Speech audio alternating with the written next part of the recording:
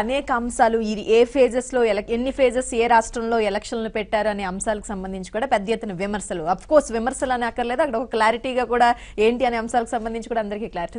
ఏ విధంగా సమర్థించుకుంటారు ఇలాంటి వాటిని? మొత్తంగా నాకైతే తెలియదు, కానీ బెంగాల్ విషయంలో మాత్రం మనం జరిగిన లోకల్ బాడీ ఎన్నికల్లో దానికి కొంతమంది నామినేషన్ వేయనీయలేదని ఒక అపవాదం వచ్చింది, పెద్ద ఎత్తున వచ్చింది. అక్కడక్కడ స్టే కేసెస్ని ఎవడు పెద్ద పట్టించుకోడు. కొన్ని వేల పంచాయతీల్లో నామినేషన్లు కూడా వేయనీయలే అవతల పార్టీ వాళ్ళని, కమ్యూనిస్టులు వేయలేదు, బీజేపీ వాళ్ళని వేయనీయలేదు. అది అపవాదం వచ్చింది. కాబట్టి అటువంటి సమస్యాత్మక చోట డెఫినెట్గా ఎక్కువ ఫేజులు పెట్టడం కరెక్ట్. యూపీలో కూడా సమస్యాత్మక ఎక్కువ.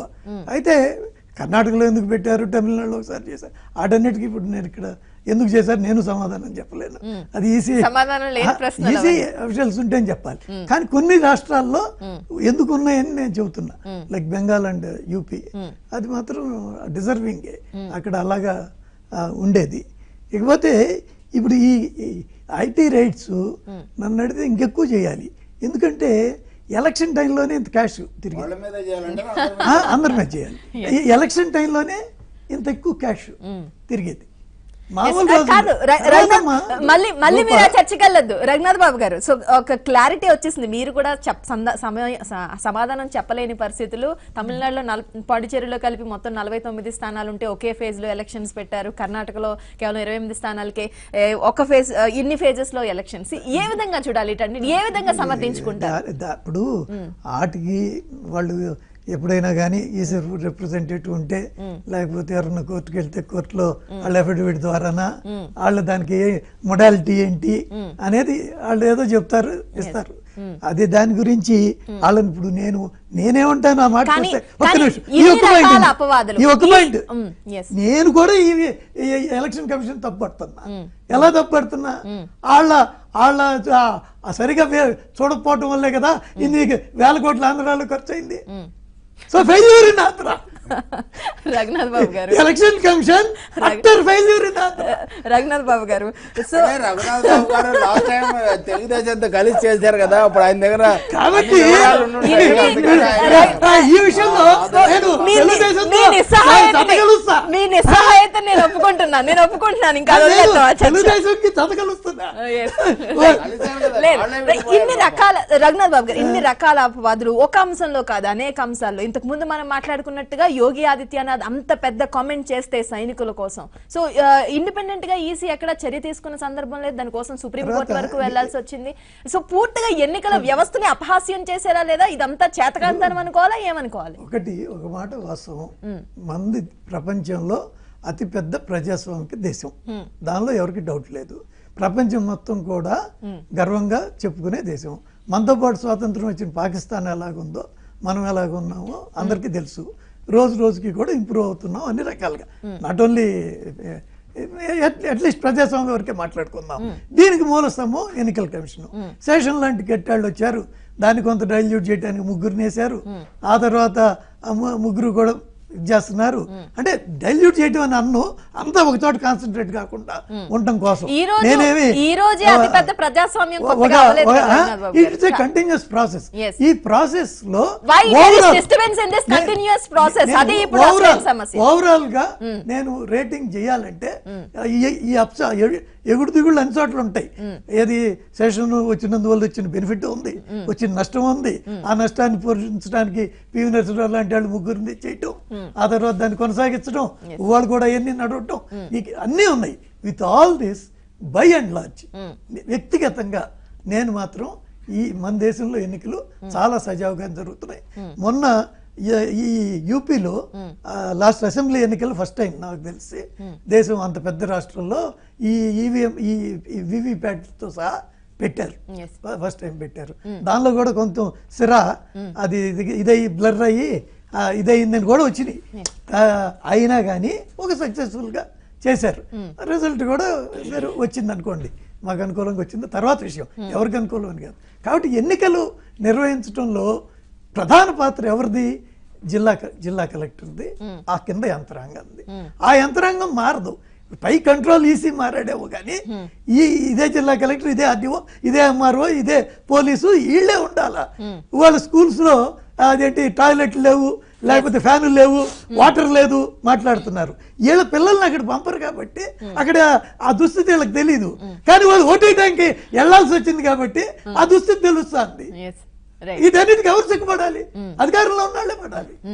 కానీ ఆంధ్రప్రదేశ్ లో జరిగిన అంశాలు, సో ఎలక్షన్ క్యాంపెయినింగ్ జరిగిన రోజులు అనేక అంశాలు, సిఎస్ ను మార్చడం కానీ వీటన్నిటిని కూడా సమర్థించుకునే పరిస్థితులు సిఎస్ ఒక ఏపీ ఇంటెలిజెన్స్ డీజీ ఏబీ వరకు separate case. CS is fundamental mistake చేశాడు. ఈసీ నీకు ఒక డైరెక్షన్, ఒక అడ్వైస్ ఇచ్చినాక దాన్ని కాదని ఈయన సొంతంగా నిర్ణయం తీసుకుని ఆ జీవో క్యాన్సిల్ చేశాడు. నెక్స్ట్ డే కోర్టులో ఉంది. కనీసం కోర్టు విచారణ దాకా ఆగొచ్చు. రెండోది కోర్టుకు కూడా ఆయన బాస్ మీద వెళ్ళినట్టు ఆ కారణాలు కూడా చెప్పే చేశారు. చాలా తప్పు, బ్లండర్ చేశాడు. ఆయన లొంగిపోయాడు సీఎంకి. లొంగిపోయి సీఎంకి ఒక మొత్తం చీఫ్ సెక్రటరీ అంటే ఏంటి, మొత్తం అధికారులకి చీఫ్ ఆయనే కదా నెక్స్ట్ సీఎం.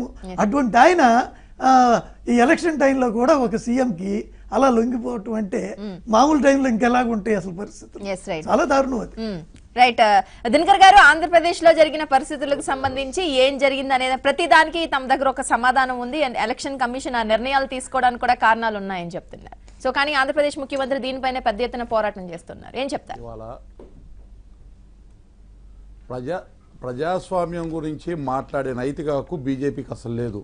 మోడీ స్వామ్యం రూపంలో ఏకస్వామ్యం తేవాలనేటువంటి ప్రయత్నం స్పష్టంగా కనబడుతుంది. ఇది దేశానికి అరిష్టం. దేశ ప్రజలే ఇవాళ కాపాడుకోవాల్సిన బాధ్యత వారి నెత్తి మీద పడింది ఇవాళ ఈ అంశంలో. ఇవాళ ఏ విషయంలో అండి, సిబిఐ ఇండిపెండెన్స్ స్వయం ప్రతిపత్తి నిర్వీర్యం చేసి పారేశారు, ఆర్బీఐ స్వయం ప్రతిపత్తి నిర్వీర్యం చేశారు. ఇవాళ ఎన్నికల కమిషన్ దానిలో కూడా నేరుగా దూరిపోయాడు. ఏం చెప్తాడండి, చీఫ్ సెక్రటరీ నిర్ణయం తీసుకోకూడదా? అయితే ఆ చీఫ్ సెక్రటరీని తీసేసి ఏ11గా ప్రతిపక్ష నాయకుడు ఏ1గా ఉన్నటువంటి కేసుల్లో ఉన్నటువంటి ఒక అతన్ని తీసుకొచ్చి చీఫ్ సెక్రటరీగా పెడతారు మీరు. అదే అంశాలకి సంబంధించి అదే ఎలక్షన్ కమిషన్తో డీల్ చేసేటప్పుడు వేరే వ్యక్తిని ఎవరైనా పంపిస్తే మీరేం మాట్లాడతారు, ఈ వ్యక్తి మీద క్రిమినల్ ఛార్జెస్ ఉన్నాయి, ఛార్జ్ షీట్ కూడా లేవు ఆ వ్యక్తి మీద, అటువంటి మాటలు మాట్లాడతారు. ఎంత అబాసుపాలు అయ్యేటటువంటి విధంగా మాట్లాడుతున్నారండి వీళ్ళు. ఇవాళ స్పష్టంగా మీరు చూడండి రూపా గారు, ప్రతి ఒక్క వ్యవస్థని నిర్వీర్యం చేశారు. ఇవాళ ఎంత నిసిగ్గుగా చెబుతున్నారు. కింద జిల్లా స్థాయిలో ఉండేటటువంటి ఐఏఎస్లు, ఐపీఎస్లు మొత్తం కూడా గతంలో అపాయింట్ చేసినటువంటి వాళ్ళు గాలి నుంచి ఆకాశంలో నుంచి ఓడబీకి ఎవరైనా పెడతారా? ఎవరి కంట్రోల్లో పనిచేస్తారండి? ఎన్నికల కమిషన్ కంట్రోల్లో పనిచేస్తారు. దురదృష్టవశాత్తు ఎన్నికల కమిషన్ ఎవరి కంట్రోల్లో పనిచేస్తుందంటే Narendra Modi and co, BJP B team. ఏమండి ఎంత దౌర్భాగ్యం అండి. ఒక జిల్లా ఐపీఎస్ అధికారి సాయంత్రం లోపల ట్రాన్స్ఫర్ అయిపోతాడని చెప్పి అనేక కేసులు ఉన్నటువంటి ఒక ఎమ్మెల్యే చెప్తా ఉంటే, ఎమ్మెల్యే అభ్యర్థిగా పోటీ చేసే వ్యక్తి చెబుతుంటే సాయంత్రానికి అదే సమయానికి ట్రాన్స్ఫర్ అవుతుంటే ఇంతకన్నా నీచమైనటువంటి దౌర్భాగ్యం ఉందండి ఈ దేశంలో. ప్రజలు కూడా చెంప చెల్లుమనేటటువంటి తీర్పు ఇచ్చారు. ఈ బీజేపీ వ్యవహరించిన తీరు, బీజేపీ బి టీం లాగా వైసీపీ వ్యవహరించిన తీరు, ముందు ఈవీఎంలో మొరాయించేటటువంటి విధంగా లేట్ చేయటము, వచ్చేటటువంటి ఓటర్లు రాకుండా ఓటింగ్ శాతం తగ్గించే ప్రయత్నం చేయటం, తర్వాత హింసని ప్రజ్వలింపజేసేటటువంటి విధంగా చేసి మహిళా ఓటర్లు తగ్గించే ప్రయత్నం చేయటం, అన్ని యొక్క కుట్రలు, వీళ్ళ కుట్రలన్నీ కూడా తునాతునకలు చేశారు ప్రజలు ఇవాళ ఆంధ్రప్రదేశ్లో. ఇవాళ ఆంధ్రప్రదేశ్ ఓటర్ ఇచ్చినటువంటి తీర్పు ఏదైతే ఉందో 80% పైగా ఇన్ని కుట్రలు చేసినట్టు వాళ్ళు పోలింగ్కి వచ్చారంటే దేశం మొత్తానికి కూడా ఆదర్శంగా నిలిచారు. ఇవే రకాల ప్రయత్నాలు దేశం మొత్తం కూడా చేయబోతుంది ఈ బీజేపీ. వాళ్ళ బీజేపీ బి టీమ్స్ ఎక్కడెక్కడైతే ఉన్నాయో వాటన్నిటిని కూడా ప్రజలే కాపాడుకోవాలి. ప్రజలే ముందుకొచ్చి ఈ దురహంకార చర్యలు ఏవైతే ఉన్నాయో వాటన్నింటినీ కూడా వాళ్లే ఓటు రూపంలో వాళ్ళు సమాధానం చెప్పాల్సిన సమయం ఆసన్నమైంది. ఇవాళ అన్ఎంప్లాయ్మెంట్ లో అత్యధికంగా 40% ఎప్పుడు కూడా లేని అన్ఎంప్లాయ్మెంట్ వస్తే దాని గురించి మాట్లాడరు. ఇవాళ డిమానిటైజేషన్ గురించి మాట్లాడారు. ఇప్పుడు విచ్చలవిడిగా డబ్బులు ఎందుకు దొరికినాయండి డిమానిటైజేషన్ అయిన తర్వాత? మొత్తం కూడా బ్యాంకులో వేయించారు కదా, అకౌంట్లో వేయించారు డబ్బులు. అంటే ఈ మోడీ ప్రభుత్వం అట్టర్ ఫెయిల్యూర్ అయింది డిమానిటైజేషన్ విషయంలో కూడా. డిమానిటైజేషన్ ఇంప్లిమెంట్ చేసిన తర్వాత దాన్ని తన సొంత అవసరాలకి ఫేక్ అండ్ కౌంటర్ ఫిట్ కరెన్సీని మొత్తాన్ని కూడా దోచుకొని 3.5 లక్షల కోట్లు స్కామ్ చేశారు. ఇవాళ ఆ డబ్బుతోటి బీజేపీ బి టీములతోటి రాజకీయాలు చేసుకుంటున్నారు. ఇవాళ డబ్బు దొరికిందంటే దానికి తలదించుకోవాల్సింది నరేంద్ర మోడీ. నిన్ను ఆర్థిక మంత్రిత్వ శాఖ అట్టర్ ఫెయిల్యూర్ అయినట్టు, అట్టర్ ఫ్లాప్ అయినట్టు ముందు దాని గురించి మాట్లాడండి. ఇవాళ 50 లక్షలకు పైగా అన్ఆర్గనైజ్డ్ సెక్టర్లో ఉద్యోగాలు పోయినాయి అని కూడా ఇందాక వస్తా ఉంది. డిమానిటేషన్ అయిన తర్వాత దాని గురించి సమాధానం చెప్పడు. ఈ ఫెయిల్యూర్స్ అన్నింటినీ కప్పిపుచ్చుకోవడానికి సైన్యాన్ని వాడతాడు. సైన్యం యొక్క సాక్రిఫైసెస్ ఏ ఉన్నాయో, త్యాగాలు ఉన్నాయో వాటిని వాడుకొని పబ్బం గడుపుకోవాలని చూస్తున్నాడు నరేంద్ర మోడీ. కానీ ప్రజలు మాత్రం విఘ్నతతో వ్యవహరిస్తారు. దేశ ప్రజలు డెఫినెట్గా మే 23వ తారీఖు వాస్తవాలు వస్తాయి బయటికి. Yes, right. ఎన్నికల కమిషన్ పద్ధతి మార్చుకోవాలంటూ మాజీ బ్యూరోక్రాట్లు కూడా లేఖలు రాస్తున్న పరిస్థితి వచ్చింది. దానిపై మాజీ అధికారుల మధ్య కూడా 2 వర్గాలుగా విడిపోయి మాట్లాడుకున్న పరిస్థితులు కనిపిస్తున్నాయి. ఈ అంశాలపై కూడా చర్చ కొనసాగుతుంది. చిన్న విరామం తర్వాత చూస్తూనే ఉండండి ఏబీఎన్ ఆంధ్రజ్యోతి.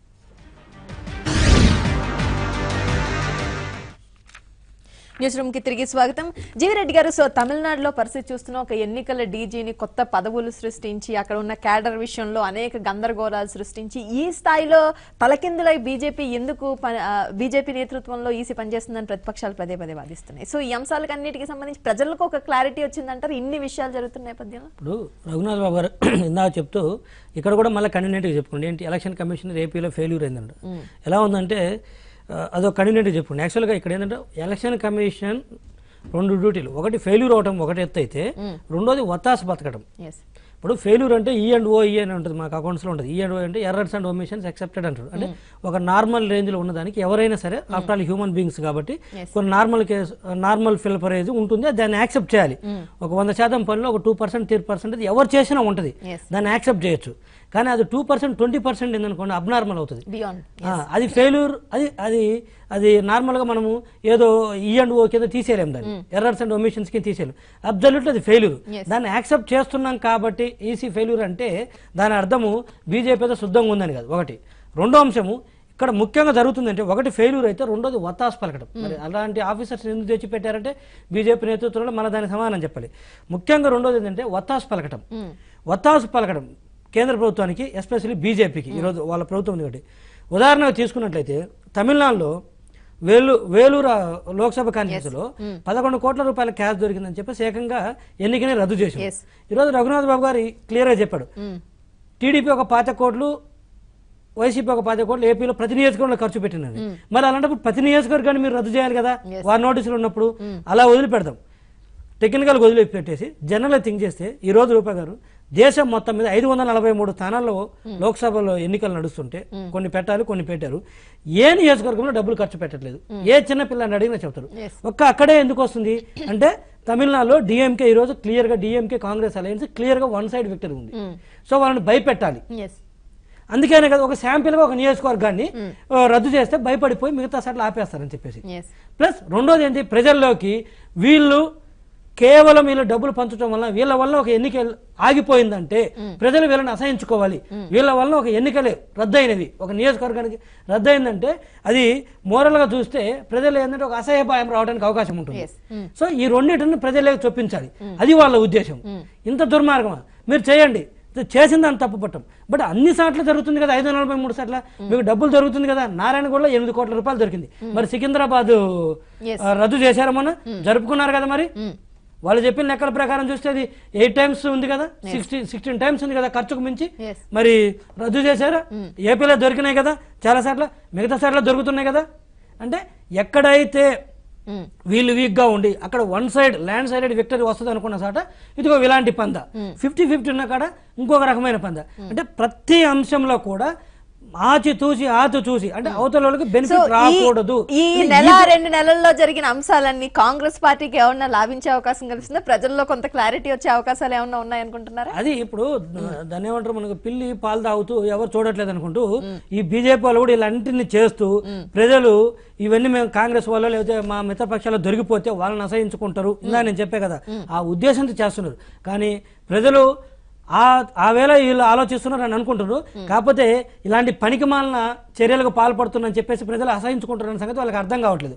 అదే కదా పిల్లి పాలు తాగుతూ నన్ను ఎవరు చూడట్లేదు అనుకున్నట్టుగా వీళ్ళు కూడా ప్రజలు వీళ్ళని అసహించుకుంటున్నా కూడా 1 సారి 2 సార్లు 3 సార్లు ప్రతి రాష్ట్రంలో ప్రతి నియోజకవర్గంలో ఇదే చర్యల అసలు. అంటే వీళ్ళకి చేతనైంది ఏంటంటే వాళ్ళకు ఒక చేతిలో ఈడీ ఐటీ ఉంది కాబట్టి అలా పంపించేసి వీళ్ళని ప్యానిక్ చేసి ఎన్నికల్లో పార్టిసిపేట్ చేయకుండా చేయడం ఒక్కటే తెలుస్తుంది. అంతేగాని దాన్ని ఏమంటారు, వీళ్ళ క్యాడర్ని స్ట్రెంథన్ చేసుకొని Yes, వీళ్ళు right. చేసిన అభివృద్ధి కార్యక్రమాలు చెప్పుకొని ప్రజల్లోకి వెళ్ళి ఓట్లు అడుగుదామనేది లేదు. ఎస్ వీళ్ళకి చేతనైంది అది ఒక్కటే. అయితే క్యారెక్టర్ అసోసియేషన్ 2014లో Yes. ఇప్పుడు అప్పుడు ప్రభుత్వం లేరు కాబట్టి, ఇప్పుడు ప్రభుత్వంలో ఉన్నారు కాబట్టి ఇది ఇలాంటి దాడులు, ఇలాంటి పనికిమాలిన చర్యలు. ఎస్ రైట్ రైట్ రవి గారు, ఇంతకు ముందు రఘునాథ్ బాబు గారు మాట్లాడుతూ సో ఎలక్షన్ కమిషన్ ఎంత పని చేసినా కింద స్థాయిలో అధికారులు సరిగా చేస్తేనే ఎలక్షన్ సరిగా జరిగేది అని చెప్పే ప్రయత్నం చేస్తున్నారు. కానీ ఇన్నేళ్ళ నుంచి ఆ ప్రభుత్వ అధికారులే ఎలక్షన్ నిర్వహిస్తూ వస్తున్నారు. కానీ అప్పుడు జరగనే అంత ఆ స్థాయిలో ఇప్పుడు ఎందుకు ఎర్రర్స్ జరుగుతూ ఉన్నాయి? అది నిజమే. ఎన్నికల సంఘం అనేది అది వరకు ఉన్న ఉద్యోగులు అధికారులు అందరూ దాని పరిధిలోకి వెళ్తారు, వాళ్ళు పనిచేస్తారు. అది మన దేశంలో నడుస్తుంది. ఇది కూడా ఒక లోపం అనే చర్చ కూడా ఉంది. కానీ ఆ కొంతకాలమే జరిగే దానికోసం మొత్తం వ్యవస్థను ఎవరు పైనుంచి కింది వరకు చేయలేరు కదా. కాబట్టి నిబంధనలు పాటించడం ఒకటే ఇక్కడే వస్తుంది. ఇప్పుడు దినకర్ ఇందాక ఆయన కూడా ఎల్వి సుబ్రహ్మణ్యం అది ఇది ప్రసక్తి వచ్చింది. నేను ఒక మాట చెప్తాను, మిగతావన్నీ ఎన్నికల సంఘం విమర్శలు నేను చాలా చేశాను. ఆంధ్రప్రదేశ్ ప్రభుత్వంలో కూడా బంగ్లింగ్ ఉంది. ఎందుకు ఉంది అంటే ఏబి వెంకటేశ్వరని బదిలీ అప్పుడే వాళ్ళు దాని మీద మొదటే గట్టిగా వాదించడము అది ఇది చేయలేదు. చేసిన తర్వాత మళ్ళీ వెనక్కి తీసుకున్నారు, కొత్త ఉత్తర్వు ఇచ్చారు, దాని మీద కోర్టులో కేసు వేశారు. ఈ మొత్తంలో కూడా లీగల్ గా వాళ్ళు ఫర్మ్ గ్రౌండ్ లో ఉన్నారా లేదా ఒక సమస్య ఉంది. ఎన్నికల సంఘం మీద రాజకీయ పోరాటం చేయొచ్చు. రెండవది ఎల్వి సుబ్రహ్మణ్యం పునేటాన్ని నియమించినప్పుడు కూడా ఎల్వి సుబ్రహ్మణ్యాన్ని కన్సిడర్ చేశారు. చేసినప్పుడు మేము పలానా కారణం వల్ల ఈయన తీసుకోవడం లేదని ప్రభుత్వం ఏమైనా స్పష్టం చేసిందో చేయలేదు. కాబట్టి రాజకీయంగా అవసరమైనప్పుడు మేము అవసరమైన వాదన చేస్తాము, పాలనా రథం నడిపించినప్పుడు నడిపించుకుంటూ పోతాము, అలాగే బీజేపీతో ఉన్నప్పుడు మేము సర్దుకుంటాము. అంటే ఇలాంటి సమస్యలు వస్తాయి. తెలుగుదేశం సరే కానీ మీ పాయింట్ మీరు ఉంచుకోండి, మమ్మల్ని చెప్పండి. కాబట్టి నైతిక సమస్య ఒకటి వస్తుంటుంది, దాన్ని వదిలేద్దాం. ఇక ఎన్నికల విషయానికి వస్తే రఘునాథ్ బాబు గారు చెప్పిన చాలా విషయాలు లోపభూయిష్టమైనవి. ఎందుకంటే ఎన్నికల సంఘం పూర్తిగా ఒత్తిడికి గురవుతోంది. అందుకనే పాక్షికంగా ద్వంద్వ ప్రమాణాలు అది పాటిస్తున్నటువంటి విషయం స్పష్టమవుతుంది. ఆంధ్రప్రదేశ్ లో ఇన్ని ఎన్నికల అవకతవకలు ఇవన్నీ జరిగినా కానీ దాని మీద ఎంత సమయం తీసుకున్నారు. ఈ రోజు అడుగుతున్నారు కలెక్టర్ల నుంచి నివేదికలు. పోలింగ్ అయిన తర్వాత 5 రోజులకి ఇప్పుడు ఏ నివేదికలు వస్తాయి మీకు? నెల్లూరులో ఎందుకు బయటకు వచ్చాయి? తెలంగాణలో కూడా విఫలత్వం ఉంది. లేదు మీడియా నమోదు చేస్తే మీడియా వాళ్ళ మీద దాడి చేశారు. అంటే ఇప్పుడు ఎట్లా ఉందంటే విజిల్ బౌలర్ల మీద దాడి చేసేటటువంటి ఒక పద్ధతి ఉంది, చూసారా? ఇది అసలు ఎన్నికల క్రమం సక్రమంగా లేకపోతే తీర్పుగా విలువ లేకుండా పోతుంది. ఇప్పటి వరకు నరేంద్ర మోడీ ప్రభుత్వం చాలా రాజ్యాంగ వ్యవస్థల మీద దాడి చేసింది అనేది ఒకటైతే, ఎన్నికల క్రమాన్నే ప్రశ్నార్థకం చేయడం ద్వారా మొత్తం మన ప్రజాస్వామ్య ప్రక్రియనే ప్రశ్నార్థకం చేస్తుంది. దీని మీద దేశవ్యాప్తంగా జరగాల్సినటువంటి ఒత్తిడి జరగాలంటే ప్రభుత్వం మీద రాజకీయంగా పోరాటం జరగాలి. ఎన్నికల సంఘం కూడా నిష్పాక్షికంగా నిలబడడానికి మేధావులనండి అన్ని సంఘం అందరూ కూడా దానికి తోడ్పాటు ఇవ్వాల్సిన అవసరం ఉంది. అందులో ఈవీఎంల పనితీరు కూడా ఒక భాగం. అదే ఇప్పటికిప్పుడు in the minister of election అదేం బాగా ఏ విషయం కాదు. తర్వాత నెక్స్ట్ ఎలక్షన్స్ కన్నా, ఎందుకంటే 17వ ఎన్నిక అండి ఇది, 17వ లోక్సభ ఎన్నికల నాటికి కూడా మనకు మెచ్యూరిటీ రాకపోతే మన ప్రజాస్వామ్యానికి ఇంకేముంటుంది? కాబట్టి ఇవన్నీ ఉన్నాయి, సర్దుకోవాల్సిన అవసరం. అన్ని డబ్బు ఖర్చు పెట్టమంటారు, అన్ని పాలక పార్టీలు ఖర్చు పెడుతున్నాయి, అందులో మినహాయింపు. నా ప్రశ్న అంతా మీ వాళ్ళనే ఎందుకు పట్టుకుంటారు, మిమ్మల్ని ఎందుకు చేయరు అనేది నా ప్రశ్న. ఎక్కువ డబ్బు బీజేపీ ఖర్చు పెడుతుంది. ఎలక్షన్ కమిషన్ పక్షపాత నిర్ణయాలు, అడుగడుగున ఫెయిల్యూర్స్, ఎలక్షన్ ప్రక్రియనే పూర్తిగా అవహేళన చేసే విధంగా ఉందని మేధావులు అంటున్న పరిస్థితులు చూస్తున్నాం. పెద్ద ఎత్తున దేశవ్యాప్తంగా చర్చ జరగాల్సిన అవసరం అయితే కనిపిస్తోంది. ఇది వాటి న్యూస్ చర్చ. ఇంట్రెస్టింగ్ న్యూస్ అప్డేట్స్ కొనసాగుతూనే ఉంటాయి. చూస్తూనే ఉండండి ABN ఆంధ్రజ్యోతి. రిపోర్ట్.